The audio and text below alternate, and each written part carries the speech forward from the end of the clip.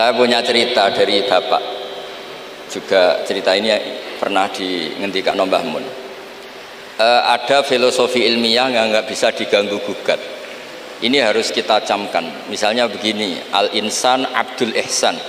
Manusia itu pasti mudah diperbudak atau dikalahkan oleh kebaikan. Singkat cerita, ada seorang kiai waroi zuhud, di rumah nggak ada TV, nggak ada HP, nggak ada motor. Saking inginnya anak itu nggak terkontaminasi TV, nggak terkontaminasi HP, juga nggak sering keluyuran ada motor. Tapi apa yang terjadi? Anaknya ini malah pertama punya HP atau memakai HP dipinjemin temannya. Kebetulan temannya itu tidak sholat. Pertama naik motor juga dipinjemin orangnya yang nggak sholat.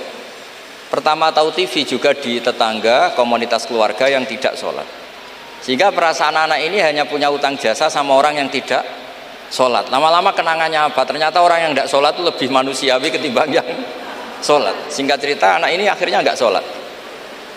Ketika anaknya itu nggak sholat, orang tuanya itu coro jawan itu tobat, minta maaf sama bapak, sama saya. Era kiai saya minta, karena melihat Mbah Maimun itu di rumahnya ya ada TV, bapak saya di rumah ada TV, juga ada motor. Ketika sowan, walhasil intinya diceritain kenapa banyak kiai alim yang longgar, di rumah ada TV, ada HP, ada motor. Ternyata karena jangan sampai anak kita pertama merasa utang jasa itu sama orang lain. Nah, kalau orang lain ini yang orang nggak bener bisa berabe kan. Nah, pondok juga gitu, kalau terlalu ketat HP, terlalu ketat apa, ternyata HP ini barang mewah, barang wow, kebetulan yang nilai orang lain. Dan akhirnya santri ini merasa utang jasa sama orang. Nah, ya kalau orang lain ini tepaan orang soleh, kalau enggak. Makanya ibu-ibu juga situ, senyum tuh barang mewah. Ternyata bapak-bapak kenangannya sama bakul kopi, tidak sama istrinya. Akhirnya yang diingat ya bakul kopi, karena senyum itu mewah. Ini sekaligus jawab pertanyaan yang enak, minta keadilan. Saya juga minta keadilan. Ya itu sudah komplit, jawaban itu sudah. Pokoknya kita kondisikan al-insan abdul ihsan. Jadi itu tidak bisa ndak. Makanya ngelola anak-anak itu ya harus hati-hati, ngelola istri, ngelola suami, ngelola komunitas masyarakat. Kenapa kiai itu harus dermawan? Kenapa orang baik harus dermawan? Kalau yang dermawan orang fasik, pasti orang fasik ini yang punya pengaruh, karena al-insan abdul ihsan. Makanya ini kembali lagi ke kitab Ar-Risalah tadi. Saya berkali-kali kalau ngaji bilang, tasodaku walau bitol koti wajin. Kamu disuruh sodako meskipun senyum. Senyum itu dalam fikih formal dikatakan sunat. Tapi dalam konteks sudah kompetisi itu bisa wajib. Di rumah nggak pernah ada senyum, di warung kopi ada senyum terus. Kira-kira menang mana? Sama. Ketemu preman disuguhi kopi senyum, sowan kiai diamu itok. Akhirnya masyarakat mau ke preman karena di sini lebih dimanusiakan ketimbang kalau sowan kiai dimarah-marahin tok.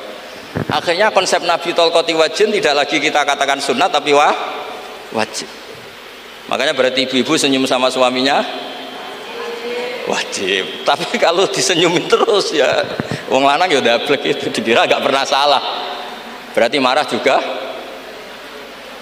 Ya sudah, tidak usah diwajibkan, sudah dilakukan, alhamdulillah.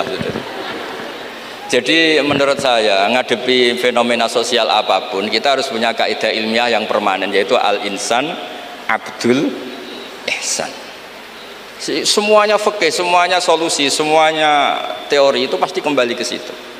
Kalau kita lebih menarik karena ihsan kita, pasti orang ke kita. Tapi kalau kita jeblok secara sosial, ya dibayangkan Allah itu walau kunta fatur lidal qalbi lan faddu min hawli. Kalau seorang pemimpin itu kok wangkot, angkuh, tidak simpatik, pasti lan faddu min hawlik, pasti orang itu bubar. Jadi itu jawaban umum, tapi insya Allah menjadi solusi untuk ngelola anak kita. Saya sampai sekarang itu ya biasa ngedusi anak saya, jalan-jalan sama anak saya, supaya utang jasanya anak itu sama orang tuanya. Istri saya itu keluarga Sidogiri. Itu saya pernah bilang, kalau anak saya minta uang jajan meskipun saya tidur agar dibangunin oleh anak saya. Kata istri saya kan yaitu nanti melatih tidak sopan. Tapi akhirnya saya beri penjelasan secara ilmiah. Yang wajib jajan anak itu orang tuanya, jangan sampai ganggu mbak-mbak atau kangkang. Sehingga korbannya ya harus saya, bukan orang lain. Jadi kita harus kadang-kadang lebih bicara ilmu ketimbang akhlak. Apa artinya anak kita berakhlak sama orang tua, tapi anak kita pas mau jajan ngel-ngel orang lain. Nah, hal-hal seperti itu supaya apa? Anak kita punya kenangan, saya bisa jajan karena bapak saya bisa jajan karena dituruti bapak saya. Tapi kalau kenangannya sama tetangga, dan kebetulan tetangga kita misalnya kurang baik, maka nurutnya sama tetangga yang kurang baik ini. Jadi ini menurut saya, ini karena masalah ijtihad. Neng anak boleh gak setuju ya, karena ini masalah ijtihad. Tapi harus setuju, satu-satu diundang orang dituruti fatwane kan. Tapi jelas kaidahnya itu tadi pegang, al-insan abdul ihsan. Sehingga kita bisa ngelola gimana orang-orang baik itu berjasa. Makanya ngendikane Rasulullah SAW masyhur itu, inna hadatin irtadaituhu li nafsi wala yusliha li hadatini illa sakha wa husnul khuluq. Agama ini sudah final, cuma yang bisa mengawal agama ini hanya dua, yaitu dermawan dan husnul khuluq. Jangan sampai orang lain yang nggak benar lebih berempati, lebih dermawan, sementara yang soleh kurang dermawan atau kurang empati, sehingga kompetisinya orang soleh ini kalah. Ya, saya kira demikian. Ini mohon terakhir, mohon assalamualaikum warahmatullahi wabarakatuh.